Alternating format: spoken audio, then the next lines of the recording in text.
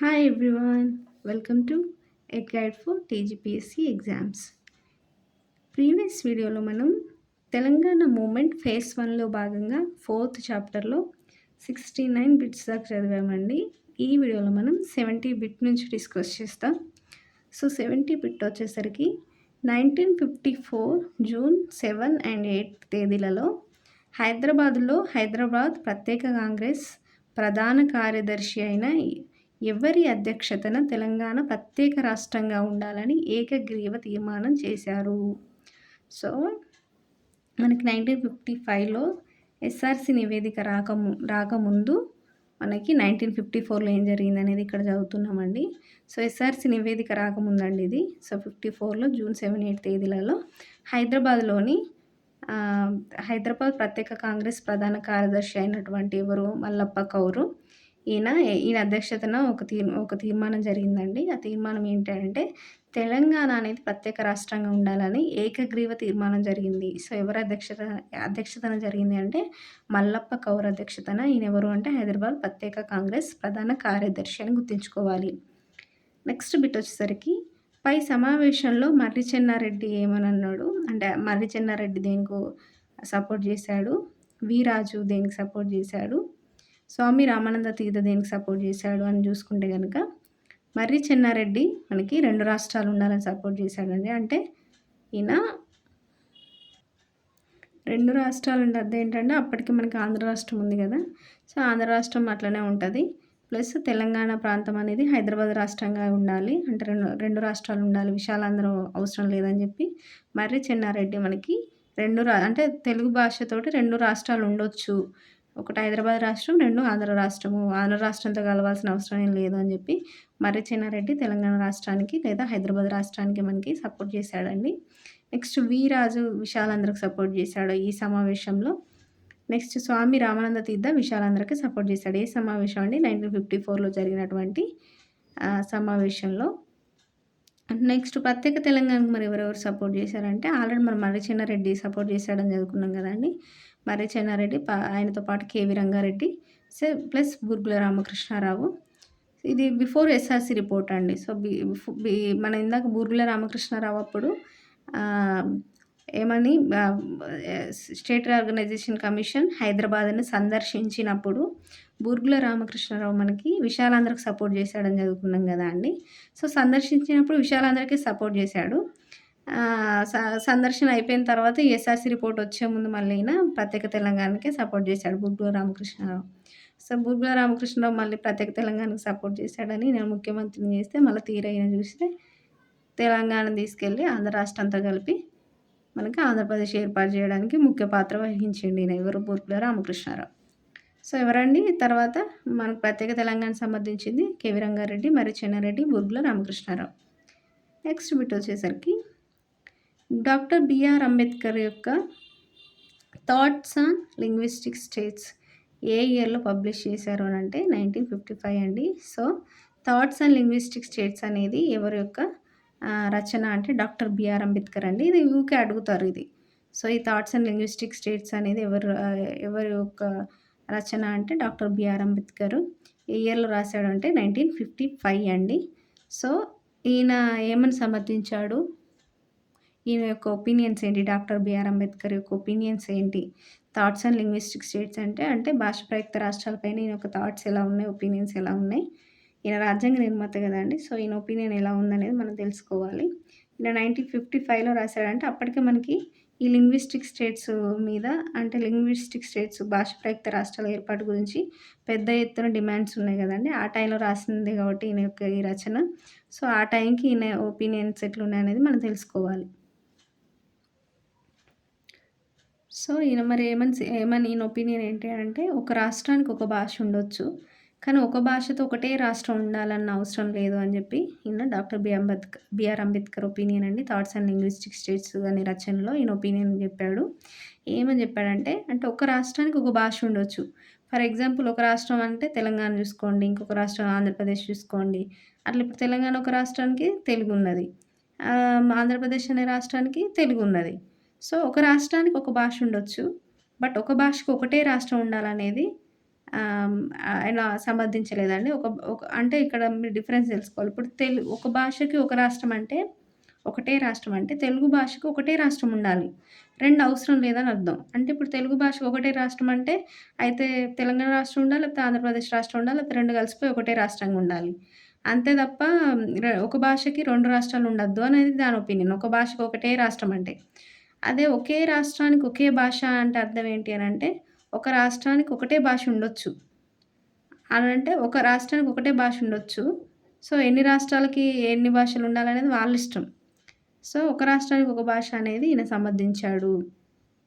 So, ఒక రాష్ట్రానికి ఒక భాష సమ్మతించాడు. ఒక భాష ఒకటే రాష్ట్రం అనేది సమర్థించలేదు. ఆహ్, బీఆర్ అంబేద్కర్ అనేది గుర్తుంచుకోవాలి. డాక్టర్ బీఆర్ అంబేద్కర్ వేటి ప్రాతిపదికన చిన్న రాష్ట్రాలు ఏర్పాటు చేయాలని అన్నారు అనంటే, వేటి ప్రాతిపదికన తీసుకొని చిన్న రాష్ట్రాలు ఏర్పాటు జరగాలని కోరుకున్నారు అంటే, 1 జనాభా, 2 విస్తీర్ణము, 3 ఆర్థిక స్వావలంబన. ఈ 3 క్రైటీరియాలను మనకి పరిగణలోకి తీసుకొని చిన్న రాష్ట్రాల ఏర్పాటు జరగాలి. ఇప్పుడు చిన్న రాష్ట్రాల ఏర్పాటు అనేది ఎట్లా పడితే అట్లా కాకుండా ఇప్పుడు అడిగిన వాళ్ళు ఇప్పుడు ఒక ప్రాంత ప్రజలు స్టేట్‌హుడ్ కావాలని కోరుకున్నారనుకోండి. ఏవి కన్సిడర్ చేయకుండా వాళ్ళు అడిగారు కదా అని ఇయ్యొద్దు. ఎందుకంటే ఆళ్ళు ఇయ్యడం వల్ల నష్టాలెక్కువ వాళ్ళకి. అవి అంటే కొంతమందేంటంటే వాళ్ళ రాజకీయ ప్రయోజనాల కోసం ప్రజల్ని, అమాయకుల్ని రెచ్చగొడతారు. బట్ అట్లా విడిపోవడం వల్ల అంటే వాళ్ళు స్వతహాగా వాళ్ళు ఒక స్టేట్‌హుడ్ వచ్చిన తర్వాత వాళ్ళకి వాళ్ళు ఎకనామికల్‌గా గానీ ఆహ్, వాళ్ళు స్టాండర్డ్‌గా లేకపోతే అంటే వాళ్ళు నిల్చోలేని స్టేజ్‌లో ఉన్నప్పుడు ఆ రాష్ట్రం యొక్క అప్పుల పాలైపోతది. సో, అప్పుల పాలైపోతది, వెనుకబాటుతనానికి గురైతది. కాబట్టి కొంతమంది రాజకీయ ప్రయోజనాల కోసం వాళ్ళు అడిగిర్రు గదా అని జెప్పి ఆహ్, ఆహ్, ఇ ఇయ్యొద్దు చిన్న రాష్ట్రాలు. కొన్ని క్రైటీరియాని తీసుకొని క్రైటీరియాను అది సాటిస్ఫై జేసినట్టయితే గనక అప్పుడు చిన్న రాష్ట్రాల ఏర్పాటు గురించి ఆలోచించొచ్చు అని జెప్పి బీఆర్ అంబేద్కర్ గారి ఒపీనియన్ అండి. మరి ఏ క్రైటీరియాను ప్రాతిపదికగా తీసుకోమన్నాడంటే, ఒకటి జనాభాను తీసుకోమన్నాడు. జనాభా అప్రాక్సిమేట్‌లీ 2,00,00,000 ఉండాలి మినిమమ్. నెక్స్ట్ విస్తీర్ణాన్ని తీసుకోవాలన్నారు. అంటే ఆ రాష్ట్రం యొక్క విస్తీర్ణము ఆహ్, సరిపడా ఉందా అనేది జూసుకోవాలి. ఇప్పుడేదో ఒక 100 ఎకరాలు లేకపోతే ఒక 200 ఎకరాల్లో ఒక స్టేట్‌ని ఫార్మ్ చేసుకుంటాం అంటే కుదరదు కదండీ. జనాభాకు తగ్గట్టు విస్తీర్ణం గూడా ఉండాలి. సో, విస్తీర్ణం ఉంటే వాళ్ళకు సరిపడా వనరులు గూడా అవైలబుల్‌గా ఉంటాయి. నెక్స్ట్ వచ్చేసరికి ఆర్థిక స్వావలంబన. అంటే ఆ ప్రాంతం నుంచి ఎవరైతే ఆ రాష్ట్రాన్ని డిమాండ్ చేస్తున్నారో ఆ ప్రాంతం ఆర్థిక స్వావలంబనలో ఉండగలుగుతదా? అంటే ఎకనామికల్‌గా అది సర్వైవ్ అవ్వగలుగుతదా? ఆ ప్రాంతం నుంచి తగిన ఆదాయము వాళ్ళకి సరిపోతదా? వచ్చే ఆదాయం వాళ్ళకి సరిపోతదా? ఆ ప్రాంత ప్రజలకు అనేది ఇట్లాంటి 3 క్రైటీరియాలను జనాభా, విస్తీర్ణం, ఆర్థిక స్వావలంబన ఈ 3 క్రైటీరియా ప్రతిపాదికన ఈ చిన్న రాష్ట్రాల ఏర్పాటు జరగాలని చెప్పి డాక్టర్ బీఆర్ అంబేద్కర్ ఈ థాట్స్ అండ్ లింగ్విస్టిక్ స్టేట్స్‌లో ఆయన ఒపీనియన్ చెప్పాడు. నెక్స్ట్ వీటొచ్చేసరికి డాక్టర్ బీఆర్ అంబేద్కర్ ఏ ఏ రాష్ట్రాలు ఎన్ని రాష్ట్రాలుగా విడిపోవచ్చు అన్నారు. సో, ఈయన ఈయన అంటే ఈయన లింగ్విస్టిక్ స్టేట్స్‌లో ఒక రాష్ట్రానికి ఒక భాష ఉండొచ్చు అన్నాడు గానీ, ఒక భాషకు ఒకటే రాష్ట్రం ఉండొద్దు అని జెప్పి ఈయన చెప్పాడు ఆయన ఒపీనియన్‌లో. సో, అట్లా ఏర్పడిన రాష్ట్రాలకి ఏవేవి క్రైటీరియాలు మనకు సాటిస్ఫై జేయాలి అవి అనేది అది గూడా జెప్పిండు. తర్వాత అప్పుడున్న రాష్ట్రాలు అప్పుడు 1955 టైంలో ఉన్న రాష్ట్రాలు ఎన్ని రాష్ట్రాలుగా విడిపోవచ్చని ఈయన ఒపీనియన్ జెప్పాడంటే, ఈయన యొక్క ఒపీనియన్ ఏంటంటే, ఉత్తరప్రదేశ్ అనేది 3 రాష్ట్రాలుగా విడిపోవచ్చు. ఉత్తరప్రదేశ్ 3 రాష్ట్రాలు అండ్ మహారాష్ట్ర 3 రాష్ట్రాలుగా విడిపోవచ్చు. మధ్యప్రదేశ్ అనేది 2 రాష్ట్రాలుగా విడిపోవచ్చు. బీహార్ అనేది 2 రాష్ట్రాలుగా విడిపోవచ్చు. ఇప్పుడు ఏదైతే తెలుగు స్టేట్స్ ఉన్నాయి గదండీ! తెలుగు స్టేట్స్ 2 రాష్ట్రాలుగా విడిపోవచ్చు అని జెప్పి ఈయన డాక్టర్ బీఆర్ అంబేద్కర్ ఒపీనియన్ జెప్పాడండి. అంటే తెలుగు స్టేట్స్ 2 ఉండొచ్చు. ఎందుకంటే జనాభా ఎక్కువ గదండీ! సో, ఆంధ్ర రాష్ట్రం ఉండొచ్చు, హైదరాబాద్ రాష్ట్రం ఉండొచ్చు. ప్రాబ్లమ్ ఏం లేదని అన్నట్టు ఇక్కడ ఈయన ఒపీనియన్ అనేది గుర్తుంచుకోవాలి. తెలుగు స్టేట్స్ 2 ఉండొచ్చు అన్నాడంటే అప్పటికి మనకి 1955 టైంలో ఈయన జెప్పిండు. సో, 53లోనే మనకు ఆంధ్ర రాష్ట్రం ఏర్పడింది. తర్వాత హైదరాబాద్ రాష్ట్రం గూడా మనకు సెపరేట్‌గా ఉంది. సో, 2 రాష్ట్రాలు ఉండొచ్చు అన్నది ఈయన ఒపీనియన్ అనేది ఇక్కడ గుర్తుంచుకోవాలి. సో, ఈయన మస్ట్ అండ్ షుడ్‌గా ఒకటే ఉండాలని ఏం చెప్పలేదు. తెలుగు స్టేట్స్ 2 ఉండొచ్చు. ఎందుకంటే జనాభా ఎక్కువే, విస్తీర్ణం ఎక్కువనే, ఆర్థిక స్వావలంబన గూడా ఉన్నది 2 రాష్ట్రాలు కాబట్టి 2 రాష్ట్రాలు ఉండొచ్చు. ఇక మిగతా రాష్ట్రాలు అనేటివి ఎన్నెన్ని అనేది గుర్తుంచుకోవాలి. బట్ తెలుగు స్టేట్స్ అనేది వెరీ ఇంపార్టెంట్. ఎందుకంటే మనం దీన్ని డిస్కస్ చేసేది ఎందుకు మనకి ఈ ఆంధ్ర రాష్ట్ర ప్రత్యేక తెలంగాణ రాష్ట్ర డిమాండ్ ఎట్లొచ్చింది? ఎందుకొచ్చింది? ఏ ఏ కారణాలు, ఎవరెవరు దేనికి సపోర్ట్ చేసిర్రు, ఎందుకు సపోర్ట్ చేసినారు, ఆ ప్రారంభక చర్చలు ఎట్లున్నాయి, దానికోసం ఏ కమిషన్లు ఏర్పాటు చేసిర్రు, డిమాండ్లు ఏంటి, ఇవన్నీ మనం చ చదువుకున్నాం గదండీ! సో, దానిలో భాగంగానే మనం దీన్ని డిస్కస్ చేస్తున్నాం కాబట్టి, మన తెలుగు స్టేట్స్ అనేది ఎన్ని రాష్ట్రాలు ఉండొచ్చని జెప్పి బిఆర్ అంబేద్కర్ గారి యొక్క ఒపీనియన్ అనేది వెరీ, వెరీ ఇంపార్టెంట్. సో, దీని గురించి గూడా multiple times doctor BR Ambedkar యొక్క ఈ థాట్స్ అండ్ లింగ్విస్టిక్ స్టేట్స్‌లో ఆయన ఒపీనియన్ ఏంటిదనేది గూడా చాలా సార్లు అడిగారండి. సో, అందుకే మళ్ళీ మళ్ళీ చెప్తున్నా, మీకు గుర్తుంచుకోవాలి. నెక్స్ట్ బిట్ వచ్చేసరికి ఎస్ఆర్‌సీ రిపోర్ట్‌పై వివిధ నాయకుల ప్రతిస్పందనలు ఎలా ఉన్నాయి? సో, ఇక్కడ మనం ఎస్ఆర్‌సీ రిపోర్ట్ ఇచ్చిండ్రు గదండీ! ఇచ్చిన తర్వాత వాటిపైన వివిధ నాయకుల ప్రతిస్పందనలు ఎలా ఉన్నాయనంటే, కేవీ రంగారెడ్డి ఏమన్నారు, మర్రి చెన్నారెడ్డి ఏమన్నారు, జేవీ నరసింహారావు ఏమన్నారు అంటే, ఈ రంగారెడ్డి, మర్రి చెన్నారెడ్డి, జేవీ నరసింహారావు వీళ్ళు తెలంగాణకి సపోర్ట్ చేశారండి వీళ్ళు. సో, కేవీ రంగారెడ్డి అప్పుడు మంత్రిగా ఉన్నాడు. మర్రి చెన్నారెడ్డి వ్యవసాయ శాఖ మంత్రిగా ఉన్నాడు. జేవీ నరసింహారావు పీసీసీ అధ్యక్షుడండి. సో, వీళ్ళు ముగ్గురు తెలంగాణకి సపోర్ట్‌గా మాట్లాడినారు. నెక్స్ట్ విశాలాంధ్రకు సపోర్ట్‌గా ఎవరు మాట్లాడినారంటే ఈయన విశాలాంధ్రకు రామానంద తీర్థ అయ్యదేవర కాళేశ్వరరావు. ఈయన విశాలాంధ్ర మహాసభ అధ్యక్షుడండి. సో, ఈయన విశాలాంధ్ర మహాసభ అధ్యక్షుడు కాబట్టి ఈయన కూడా విశాలాంధ్రకి సపోర్టివ్‌గా మాట్లాడాడు. తర్వాత పాగా పుల్లారెడ్డి ఈయన విశాలాంధ్ర మహాసభ కార్యదర్శి. ఈయన కూడా విశాలాంధ్రకే సపోర్టివ్‌గా మాట్లాడినాడు. బెజవాడ గోపాలరెడ్డి మాత్రం న్యూట్రల్‌గా ఉన్నాడండి. అంటే ఇటు తెలంగాణ వాదానికి గానీ, విశాలాంధ్ర వాదానికి గానీ ఈయన సపోర్ట్ చేయకుండా న్యూట్రల్‌గా ఉన్నాడు. బెజవాడ గోపాలరెడ్డి అనేది గుర్తుంచుకోవాలి. నెక్స్ట్ తెన్నేటి విశ్వనాథం అనే వ్యక్తి కూడా న్యూట్రల్‌గా ఉన్నాడు. ఈ ఎస్ఆర్‌సీ రిపోర్ట్ పైన అనేది గుర్తుంచుకోవాలి. నెక్స్ట్ బిట్ వచ్చేసరికి విశాలాంధ్ర కోరుతూ 50 మంది తెలంగాణ నాయకులు సంతకాలు చేసిన మహాజరు నెహ్రూకి పంపారు. వారిలో ముఖ్యులు ఎవరు అనంటే, సో, ఎస్ఆర్‌సీ రిపోర్ట్ ఇచ్చింది కదండీ! ఎస్ఆర్‌సీ రిపోర్ట్‌లో మనకి దాని ఒపీనియన్స్‌ను పాయింట్ వైజ్ చెప్పింది కదా! సో, 3 ఒపీనియన్స్ చెప్పింది. ఆ 3 ఒపీనియన్స్‌లో ఫస్ట్ ఒపీనియన్ విశాలాంధ్ర ఏర్పాటు, సెకండ్ తెలంగాణ రాష్ట్రం ఏర్పాటు, థర్డ్ యాజ్ ఇట్ ఈస్‌గా హైదరాబాద్ రాష్ట్రం అట్లనే ఉంచడం. సో, 3 ఒపీనియన్స్ చెప్పింది. అదొక్కటే ఇది విశాలాంధ్రనే ఖచ్చితంగా ఏర్పాటు చేయాలని ఏం చెప్పలేదు. సో, 3 ఒపీనియన్స్ చెప్పడం వల్ల ఇప్పుడు కేంద్ర ప్రభుత్వం ఏం డిసైడ్ అయితదనేది ఎవరికీ తెలీదు. ఏ ఒపీనియన్ కన్సిడర్ చేస్తదనేది తెలీదు కాబట్టి, మనకి తెలంగాణలోని కొంతమంది నాయకులు 50 మంది నాయకులు విశాలాంధ్రను కోరుతూ సంతకాలు చేసి ఒక మహాజర్‌ని నెహ్రూకి పంపిర్రండి. అప్పుడున్న పీఎం నెహ్రూకి పంపిర్రు. అందులో ఆ సంతకాలు చేసిన వాళ్ళలో ముఖ్యులు ఎవరంటే వీబీ రాజు, బీవీ గురుమూర్తి, పాగా పుల్లారెడ్డి. సో, వీళ్ళు మనకి విశాలాంధ్రను కోరుతూ మహాజర్ నెహ్రూకి పంపారండి. నెక్స్ట్ బిట్ వచ్చేసరికి విశాలాంధ్ర ఏర్పాటే లక్ష్యంగా పనిచేసిన పత్రిక ఏంటి? సో, వాళ్ళు మహాజర్ పంపిర్రు సంతకాలు చేసి 50 మంది తెలంగాణ నాయకులు. అంతేకాకుండా ఎవరు చేశారనేది ఇంపార్టెంట్ అక్కడ. తెలంగాణకు సంబంధించిన నాయకులండి. ఆంధ్ర నాయకులు విశాలాంధ్రను కోరడం కాదు. తెలంగాణ నాయకులు 50 మంది విశాలాంధ్రను కోరుతూ మహాజర్ పంపిర్రు నెహ్రూకి అనేది గుర్తుంచుకోవాలి.